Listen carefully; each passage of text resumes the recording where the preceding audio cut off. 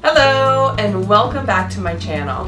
In today's video, I'm going to be sharing with you how I water my seed starts and my seedlings.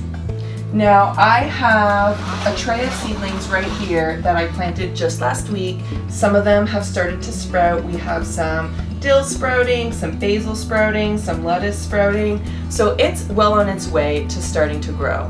However, these seedlings need to be watered. Now there's a couple of clues to be able to tell when your seedlings and your seed starts need to be watered. The first clue is by picking up your little seedling tray. You can tell by how light it is that these seedlings are ready to be watered. If it's full of water, the seedling tray is going to be much heavier.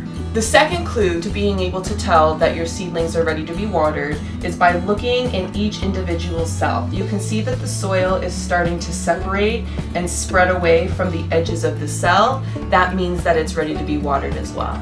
And the third way to be able to tell that your seedlings need to be watered is by the color of the soil. You can see here that this soil is a light brown. That means that there's no longer any water in here and that it's time to water these before your seedlings droop and die. So how do you water these seedlings?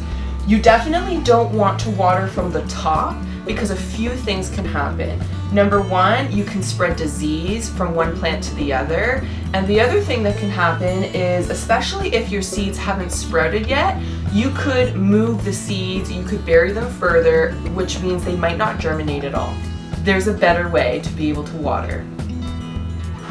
What you want to do is you want to take your water and water from the bottom. What I mean by that is I'm going to lift this little seedling tray out and I'm just going to pour water right into the bottom of the tray. Now you'll start to learn and gauge how much water you need. I'm going to pour this whole jug in to ensure that there's enough water for all the seedlings. Then I'm going to put this tray back in to make sure that it gets the water it needs as well.